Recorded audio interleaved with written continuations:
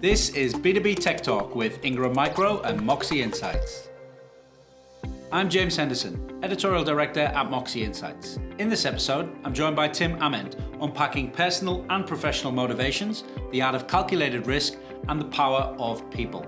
As an old boss told me, be comfortable being uncomfortable and put yourself in situations where you stretch yourself. And I've been very fortunate to be able to do that with Ingram Micro. There was a change in the organization that I didn't have control over, and I was given a new role. And it was, with a small team of 3 people as opposed to the team of 30 people I was managing. And I thought, man, this is a step backwards in my career. And it became the longest job I had at Ingram, because when I got that territory, the customer I got was this new company called Amazon.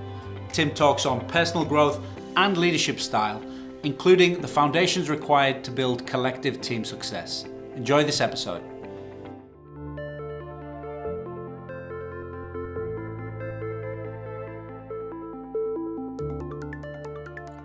Okay, let's get into it.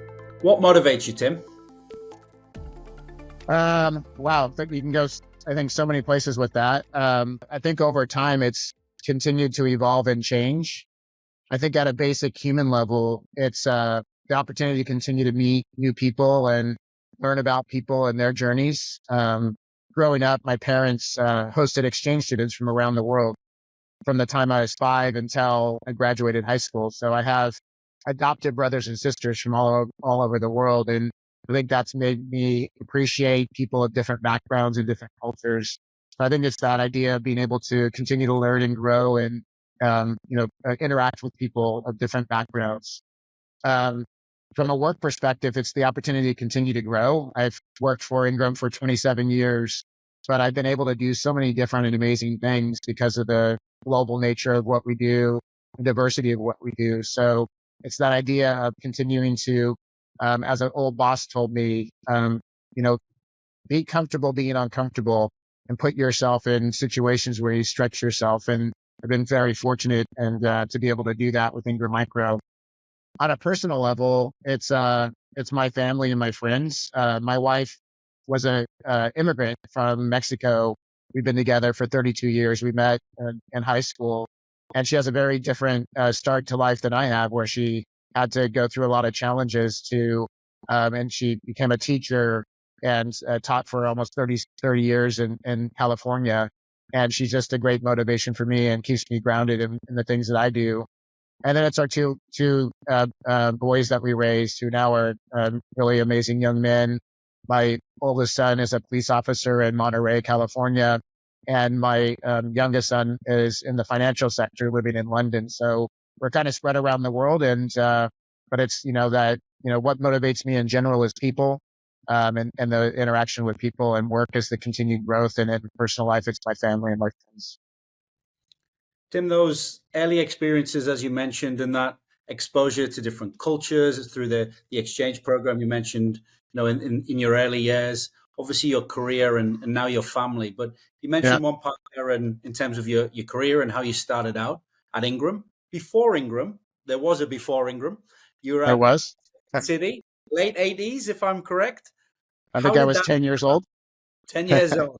How did that start? You already had that exposure. So you mentioned the exchange, and you probably already exposed to those different cultures and, different ways of thinking and doing things. But as you entered the industry, did you get any advice in those early days? Do you figure out on your own? Is there anything that you look back on and think those were nuggets of information that really helped, set me off in the right direction? Yeah, I think along the way, there's always things that can help energize and motivate you. Challenges actually, when you run into adversity, I think sometimes that some of those can be the best lessons that you learn. And sometimes you don't really have control. I mean, most times you don't have control of what actually hits you each and every day, but it's how you respond to that. As an example, you mentioned before, Ingram, I worked at Circuit City, which was in the U.S., a very large retailer. They no longer exist. I started out there just, as a job working while I was going to uni, and didn't expect it to be one of my first career growth areas. I ended up being there for over 9 years. But it became this amazing place for me to learn. I went from being an individual contributor working in one of the departments to becoming a department manager, and then ultimately a manager of several stores for them. And the opportunity there was just the learning that I went through. They had some really great leadership development programs. There was a guy that is still a friend with me today that was my manager, and he pushed me to go into the management program. I really didn't want to because I was studying computer science at early days in uni, and that was the journey I was on. And I thought retail wasn't really where I was going to spend my life, but it became this amazing opportunity. So I think the lesson from that was pretty simple, which is you don't really always have control of what's going to happen. But what you do control is, how you take advantage of different opportunities and how you react. And so to me, that was some of the early learnings I had. As I mentioned, the guy, Dave, that I was a friend at that point, a manager, was an early mentor and kind of pushed me and stretched me to, challenge myself beyond just working in one of the departments to become a manager and have a broader influence. And that 9-year stretch is a long, commendable stretch in any organization. But then when you move into Ingram territory, as you mentioned earlier, 27 years later and still counting, you're still at Ingram, of course, rising through the ranks through Yep. that time. Is there anything, when I'm sure you get asked this a lot from your colleagues and your staff and just people outside of the industry, but what are the pros and cons of being at a company for essentially over more than a quarter of a century when you put it on paper? Yeah. I don't know. I think there could be cons, but I really don't think there's cons. There's only really been more pros in my view. And I think that goes back to this idea of, challenging yourself to continue to stretch yourself. Ingram's such a big, diverse company. One of the values of being global is the opportunities that present. I never thought that I would be here in Australia at some point in my career, and working for Ingram presented that opportunity. But it was also the willingness to take the risk, to be willing to get outside my comfort zone. To be honest, coming to Australia was, even though I'd been with the company for as long as I had and had a really large responsibility in the US, coming here, I knew nobody. It was truly, starting from new. It was the closest I could come for working for a new company without leaving the comfort of the company that I've worked for so long. So I think it's that. So to me, more pros, but those pros come with, like I said, the willingness to take those career risks, and then learning and meeting new people. One of the things I truly value about, being here in Australia is the diversity of the team, where we all have very different backgrounds, whether it's backgrounds in, the occupations that we had before, the companies we've worked with, where we were brought up, where we grew up, the countries we're from, or diversity of gender. And it's that willingness, like I think what I bring is the value of helping people navigate Ingram, because I have a lot of relationships within Ingram, within our customer and vendor community around the world. But it's helping connect new people. So the value that new people bring into the organization is new ideas and innovative thinking. And my job is to help connect them with the people to help that innovation and thinking come to life. So to me, I don't really see cons. I see only pros, because of the opportunity that's created for me in my career. Now, Tim, I was going to ask you if you're a risk taker, but you've kind of answered that, so I'll bypass that. You are a risk taker in terms of the changes you've made in your own personal life and the new roles you've took on and the new markets you've embraced in. So you've ticked that box. I'll I, change the I like question on I like to think of myself as a risk calculator. calculate. Yeah, maybe that's a better way to phrase it. Yeah, because I think everything comes with risk, but it's all about the return that you get for taking that risk. So I think if you get the right data to help inform a decision, that gets you part of the way there. And then it's about the right people and surrounding yourself with the right people and listening to their experience. And then it just making the decision in a calculated way. And then sometimes you get it right. Hopefully most of the time you get it right, and sometimes you get it wrong. But then that's how you gain experience, is when you make mistakes through an informed, ethical decision. Then it's about then converting that into learning so that you continue to grow and learn as a team. So I know that risk taking piece it's an interesting thing for me to kind of keep that in balance. Mm. And just on that, you hit the nail on the head, Tim. And we'll get into the very keen to understand that relocation story back to Australia as you referenced, and obviously the importance of the team for you. I know is paramount, and we'll get into that. But just back on that risk taking, you mentioned, people look at LinkedIn, it's one logo, one company for 27 years. But as you mentioned, different roles, different markets, different scenarios. Is that how you've evolved your skills and sharpened your own career, in your own attributes? Because within that stretch, there's been so many different experiences. Is that how you stay fresh and you learn new things? Absolutely. If I think back in my career, with Ingram specifically, there's been decisions that I've been able to make around career choice. And then there's decisions made that you don't have exact control over. And if I think back, one of my best learnings was I was had worked my way. When I came from Circuit City in a management role to Ingram, I started out as an individual contributor, and I wanted to get back into leading teams, and I'd worked my way up to leading a large team in our retail business in the U.S.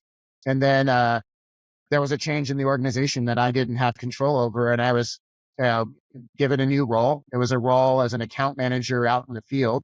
I hadn't been in the field before, and it was with a small team of 3 people as opposed to a team of 30 people I was managing. And I thought, man, this is a step backwards in my career. I'm going now to I'm going to lead less people. And it became the longest job I had at Ingram because when I got that territory, the customer I got was this new company called Amazon. And Amazon was just starting out in the US. And it was this amazing journey where they were launching into technology as a category. And I found myself, negotiating and working with and helping enable this amazing company called Amazon, and learned so much along the way, working with people that at that time they were hiring the most number of graduates out of Harvard, other schools like that, where I found myself working alongside those people, and it pushed me to really think differently. And it became one of the best career opportunities, and I gained that field sales experience that I didn't have. So sometimes you don't have that choice, but I think if with change there comes a lot of risk, but with change there comes so much opportunity, and you have to kind of approach it with that mindset. And I've been able to do that sometimes within my control and sometimes not within my control. Sometimes you have, good bosses. Sometimes you have bad bosses along the way. You can learn from every type of person because you just open your mind up to what the lesson is at that time. You can just continue to grow and learn. I mean, if there was ever an argument for the benefits of a calculated risk taking on the Amazon account, I think that's probably it, right, Tim? So, Yeah. you know, Well, to your my point, right? calculator didn't show it at the time, but it worked out. So, Yeah, play the um, long game with that one. yeah. But you mentioned, even just that initial thought on paper, leading a team. You wanted to get back into leadership. You were leading a team of 30, then it goes down to 3, and you have those concerns as you mentioned. But as you've grown over the years and over your career, clearly leading teams has been important to you and building that culture. Do you have a style? Do you have an approach? And are you even the right person to ask? Because I don't know if if it's better to ask your team or those around you, but do you identify with any attributes of leadership? Um, I it's something I've talked to my kids about when they're growing up. I have this idea of that I think you have to be confident, but you have to be humble. And so I try to make sure that I prepare myself, and that comes through learning. Yeah. Be a lifelong learner, because I think the more knowledge you have, the more confident you can be in your how you show up in whatever role you have. So I think push yourself to continually learn and allow yourself to be confident in what you do, the decisions you make, that calculated risk that we talked about. But I think you don't want to, you also want to be humble in what you do. And, raising 2 boys, what I tried to instill in them is that confidence, but yet that humility, as you work with people, and, make sure that you show up in a way that you're helping that person across from you. I have a philosophy.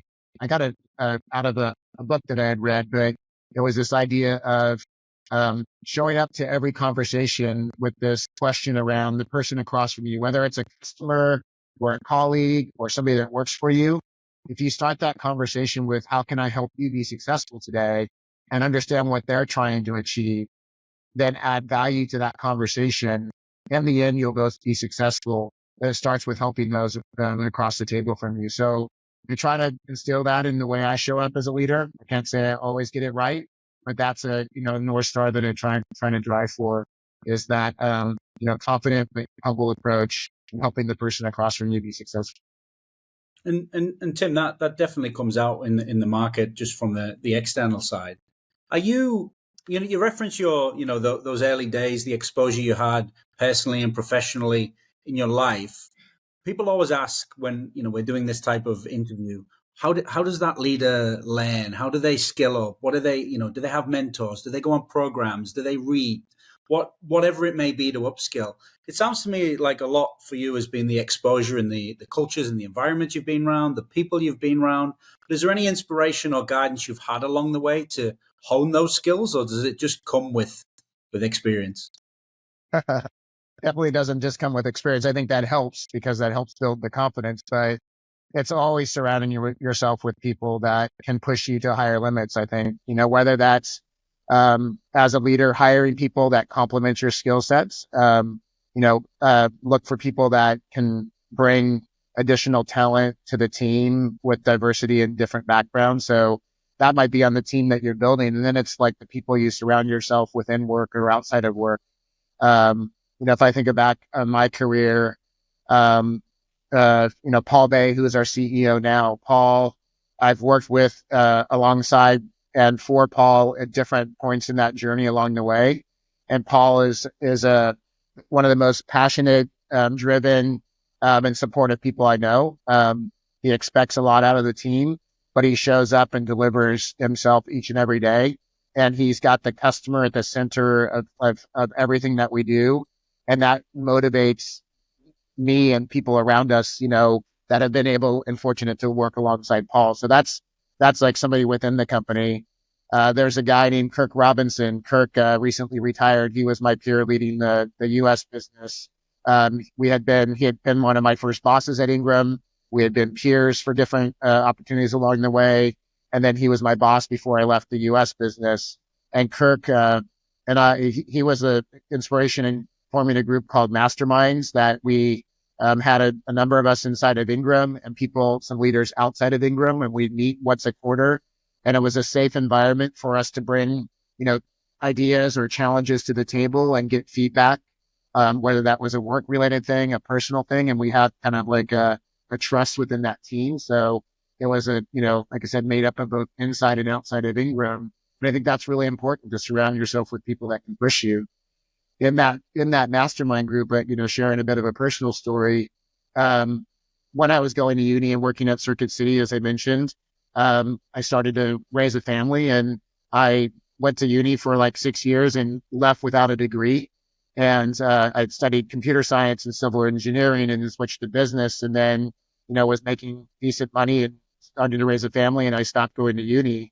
Years later, I'm in that mastermind group, and one of the individuals in that group said, "Tim, you need to go get your degree. At some point, it hasn't held you back so far. At some point, you don't want it to be the reason that you don't get the next opportunity." And so I went back to school, and that pushed me for continued learning. And I found school amazing at that point, because I had experience that I could apply directly as I was learning. But it was that idea of surrounding yourself with people that can push you to go even further than you can by yourself. That's a great forum to listen, learn, and as you mentioned, that advice is, you've acted on it, and it's propelled you forward in your career. And Tim, on that, you referenced it earlier around moving to Australia and New Zealand, and that it's a new Yep. market. It's the closest you could be to leaving Ingram without actually leaving Ingram, in that you didn't know the market, you didn't know maybe as many people in terms of your network. So you have that dilemma, but then it's COVID and you're locked down and you can't meet your team. You can't meet your vendors. You can't meet your partners, your customers. How was that from a personal level? And I know everyone was in that same boat, but in a new market dynamic, that is incredibly difficult to create a connection and to, Yeah. create momentum in a business. How was that for you? It was definitely unique. But I don't think I was alone. It was when I took the job in February of 2020. My first trip was in March, and I got here, and I was supposed to be here for 3 weeks. And after the first week of trying to do meetings to meet the team, all of a sudden the world started to shut down, and we found ourselves in an environment where we needed to work together to um, transition the office to work everybody remote. And in a weird way, having a new team, I think the hardest things to do as a leader is to make sure you get people aligned around a common purpose. And Yeah. it was this weird thing that gave me the opportunity as a new leader coming into a completely new team, that we aligned around a common purpose, centered around two things. The first was, how do we make sure we keep everybody safe? And the second was, how do we make sure we continue to meet the needs of the technology needs of the Australian market via our reseller partners to their end users? And we met, we had 5 days to meet, to put together a plan for what were the priorities, and then to help us accomplish those two things, and then moving everybody remote and then working remote. So I found myself then flying back to California and working from March until October remote. The crazy thing is that everybody was working remote. So although I was new, and it was not the way I would have wanted to start a job, everybody was remote. So I didn't necessarily find myself in a different environment than everybody else, just on a different time zone. And then we opened the office back up. Literally, I arrived on a Friday, and in October we opened the office back up on the Monday. And then been in this new way of working ever since. And so I'd say it was a interesting journey. I'm more resilient than ever because of it. But what I missed from that was, in reality is I missed a year and a half of being in the market, meeting customers and meeting vendors. So it was very, very, I called it two-dimensional because we were on a screen, or one-dimensional relationships. And it was great to get to three-dimensional relationships, getting in person with everybody and starting to meet people in the marketplace, because I think that you have to, core to the business is relationships. And so I think that's what we've been focused on since then. But it was an interesting journey, but I wasn't the only one going through it. There was a lot of people that lost their lives. There was people that lost their jobs. I was fortunate to be in an occupation that we could continue to work remote. Our warehouse workers, that work out in our distribution center, they had to show up to work each and every day, and, live through the pandemic in a very different way. And that was, I don't lose sight of that we were fortunate to be able to do what we did during the global pandemic and make it through in a very positive way. And it's actually a great segue, an important segue, Tim, into the final part around. And I know we've spoke a lot about you as in your journey, your lessons, your leadership. But the final part, and I know this is the most important part for you, is the team and the culture that you've built. And that was a great example as a reference there in the warehouse team and during COVID. But how important is it for you as a leader, that collective effort, whether it's the warehouse, whether it's the sales team, whether it's marketing, whatever it may be? How important is it all coming together as one team? It's the single most important thing, I believe. There's a saying or a quote that says, if you want to go fast, go alone. If you want to go far, go together. And I think if you have the right people in the right jobs, and you enable them and empower them and trust them to do what they do well, get out of the way and just help them, as I said, help them be successful. I'm super proud of the team that we have here at Ingram Micro globally, and in Australia and New Zealand. We, I think, are accomplishing amazing things together. And it's all about, staying aligned towards a common goal, a common purpose. It's not one single person. It's not about me. It's not about one single person in this organization. It's about all of us together, our collective effort. And if any one person, steps away or needs help, it's how we all fill in together to, continue to show up and meet the needs of our customers and vendors in the market. So, to me, it's all about team, all about team. And you mentioned that it's not one individual. It's not you. It's not even your leadership team. It's beyond that. And the many people that you have in your organization. How are you, and you've been public in the press around, redefining distribution, adding new levels of value, and really reshaping your role as Ingram Micro. That naturally needs, yes, a culture and yes, a great team spirit, but also new skills and new attributes. How have you managed to bring that in as well? Because it's different elements and different attributes now that are needed to be successful in the channel. Yeah, I think that's one of the probably the reasons I've been within Ingram Micro in this channel for so long is, and it's, around technology is that you have to be nimble and you have to continue to adapt and change. And those that look ahead to try to stay ahead are the ones that continue to evolve and grow. And so I think Ingram Micro continues to do that extremely well.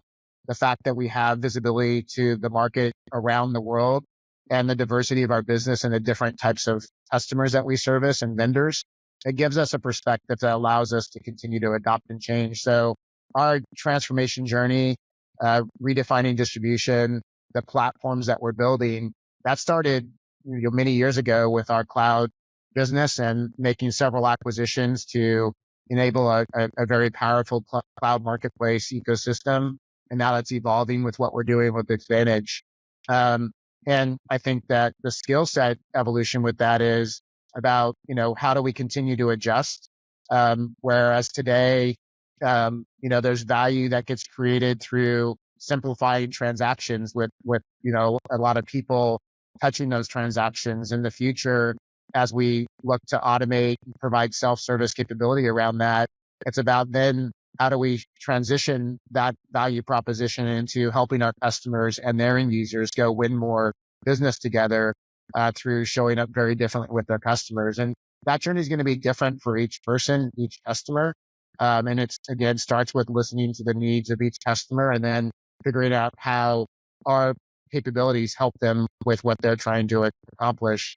So, in that evolution, by the way, as we redefine distribution and deliver on the platforms, the whole vision is for our customers to be able to change the way they go to market as well, because we all have a lot of investments in a lot of manual work.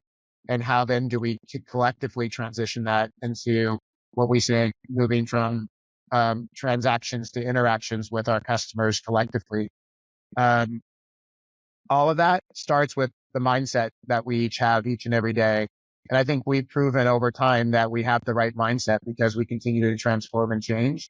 Back to what I was saying before, when you can see the risk with change, but then where do you find the opportunity? And I think that comes with each of us individual and our mindsets, how we accept change. So, Tim, as that mindset's been built and honed and continues to evolve as the market evolves, they do say culture is what actually happens when the leader leaves the room. So, if you were to leave the room, what would the culture be in Ingram? And what I mean by that is, what are those non-negotiables that you look for, whether it's your hiring, whether your staff are looking at in terms of people they want to do business with and partner with? What are those staples that make your business what it is?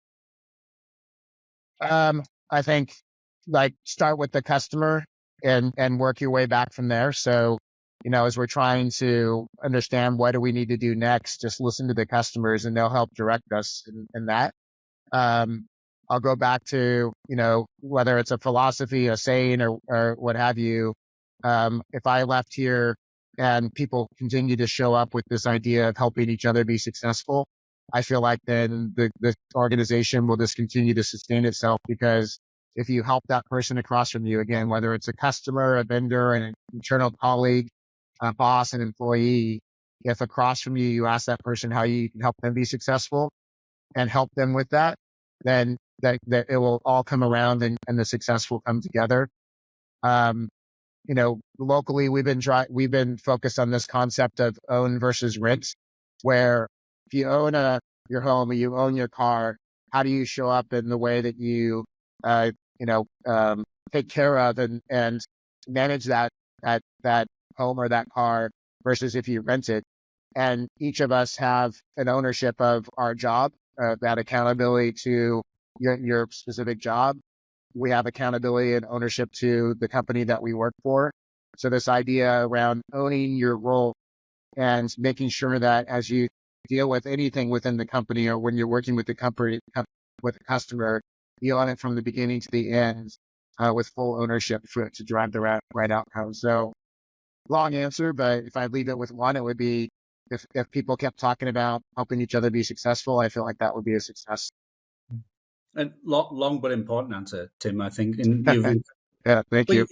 encapsulated everything you're building that was already built, and that will be continued to grow at Ingram in the local market. And again, thank you so much for taking us through your early days and actually opening up in terms of your own experiences, obviously coming up to the present day, but the real power and importance of the team that is powering Ingram in Australia on a daily basis.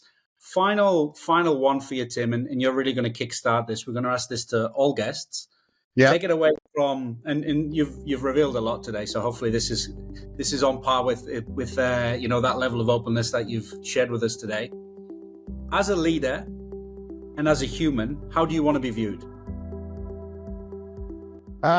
James, I think I'll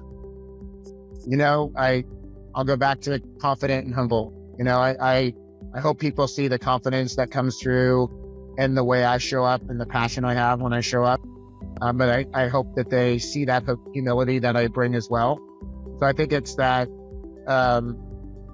being remembered as that confident and humble leader, or just human for that, as well. I'm confident in what we've accomplished so far in Australia and New Zealand, but I'm also humbled in the fact that I think we have so much more to accomplish, and we have the right team members and relationships to make that happen. So stay confident and humble, and there's nothing that we can't achieve together. Excellent way to finish. Tim, thank you for your time today. Thanks, James. Really appreciate it. If you enjoyed this episode, feel free to leave a review. And to check out more episodes, visit the website. Thank you for tuning in to B2B Tech Talk.